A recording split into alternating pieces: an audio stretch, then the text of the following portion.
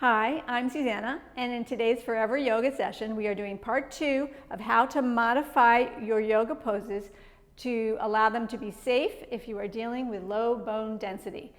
In part 1, we did seated positions. Today in part 2, I have the modifications that I recommend when transitioning from, say, downward dog to standing, maybe in a traditional sun salutation flow routine. So it will give you tools so you can go out and take any session, any other instructor, and you can modify for your own needs.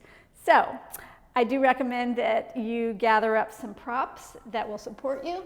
I highly recommend 2 blocks, not 1, 2.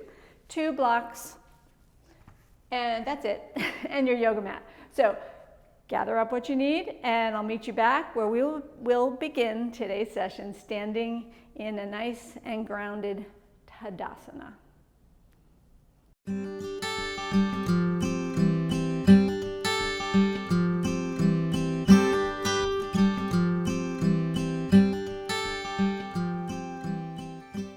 Let's get started standing at the top of our mats with our feet hip width apart, give or take, and do a traditional yoga position called Tadasana, mountain pose, which is a wonderful way to get connected to yourself, to your skeletal system, to your breath, and feel a sense of connection to the earth, to the ground.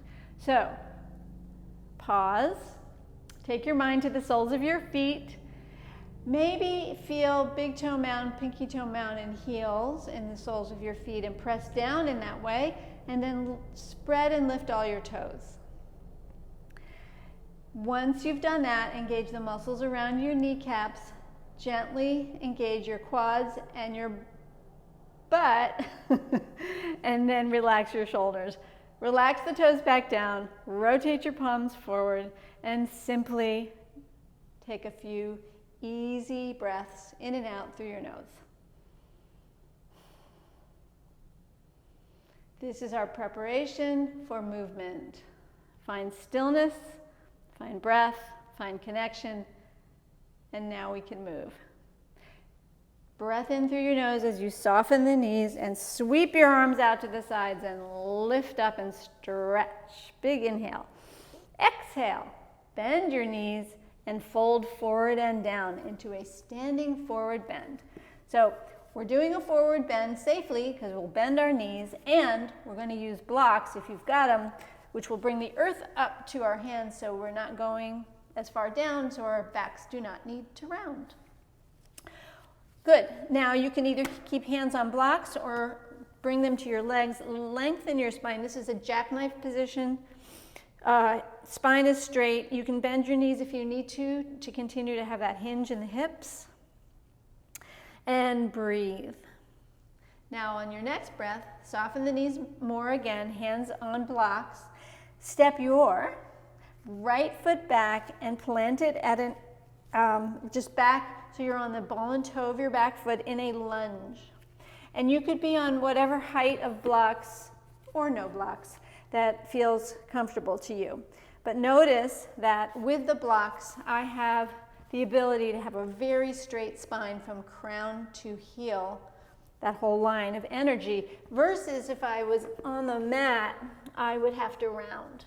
Okay? So our modification is to have blocks to lengthen the spine in your lunge. Breathe. Next up would be plank pose. So you can keep your blocks, step back to plank, and choose to hold that or drop to your knees. And quite honestly, I prefer to do my plank without the blocks. So either knee down plank or plank plank. Breathe here. Your modifications are knees down or even forearm plank, whatever works, but find a plank version for you. And now to the next position, which is a downward dog. But we have options. You can drop to your knees, do an extended child, You might do a puppy stretch, which is with your hips up, like this. Or let's talk downward dog. So bring your knees wide, curl your toes, spread your fingers, hinge at your hips as you lift your hips, and then keep your knees bent. So the modification for downward facing dog, if we're concerned about low bone density, is to bend your knees. But you may be fine with playing with it. Maybe bend one knee and then the other heel drops. But notice when you bend your knees a lot, you can really lengthen the spine. Now, please drop to your knees and take a stretch back to a resting child or puppy while I make a comment. Another way to modify downward facing dog is to go to a wall. And I mean this for real. If you're in a yoga session and you know downward dog doesn't work for you, but you want to participate with the rest of the class, so get up off your mat, walk over to a wall, and do wall dog, okay?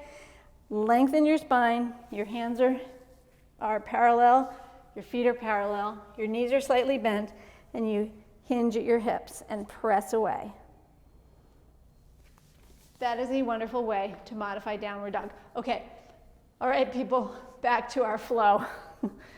All right, here we are in our downward dog, extended child's, and now prepare to transition. We need to get back up to standing. What to do? In a traditional class, the instructor will say, look up, jump up, or walk up or step up. But that's definitely going to be a rounded back scenario, so we don't want to do that. Instead, come up to tall kneeling, knees, hips, shoulders. From tall kneeling, you'll step 1 foot forward, maintaining that straight back. This is a good balancing, strengthening position.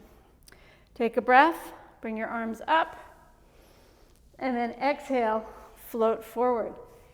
Hands to your blocks, curl toes, lift up, lunge, and now you've got lots of space. You can even bring your blocks up to a high level to pop this back foot forward, keeping your knees soft, then preparing to rise up. Inhale, arms out to the sides, and lift up.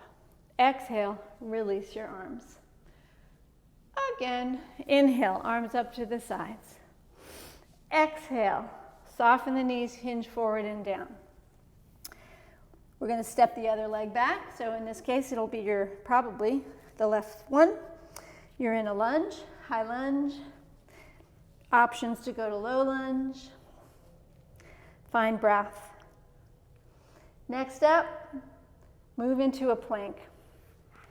As I mentioned, my choice is to not use the blocks for plank, but you'll figure that out for yourself. And plank, of course, could be done on your knees. Breathe in and out through your nose. And now transition to your next position. So it could be a child's. It could be puppy. Puppy just simply means more of a right angle here. Or downward dog. Hips lift. And find a safe down dog by bending knees. Breathe in, breathe out. And of course, if you chose to do the wall dog, you're up and pressing into the wall. Breathe in, breathe out.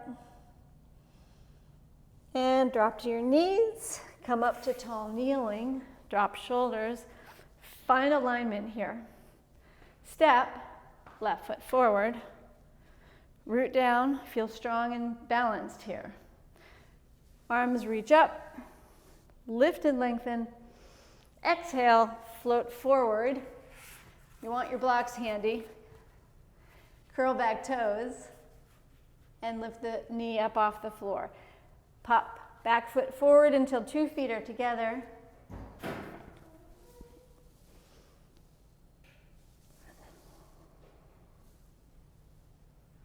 So let's practice how to safely twist from a lunge, starting in a traditional flow with Utkatasana or chair pose. So come to the top of your mat, Relax the shoulders.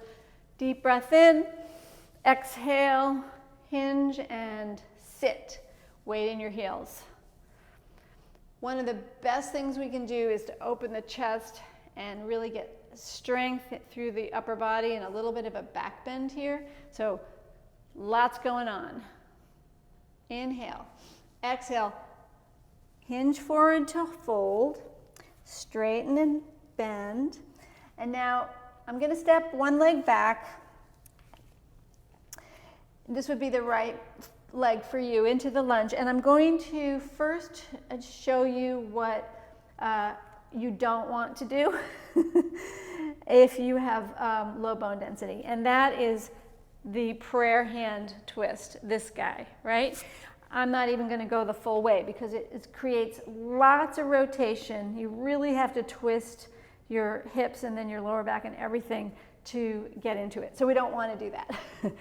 But if you're in a class and that's an option, don't do it. Instead, best option is place a block underneath the inside of your foot. So you place your hand on a block inside the front foot, and then take your other hand and pull back on the crease of your hip.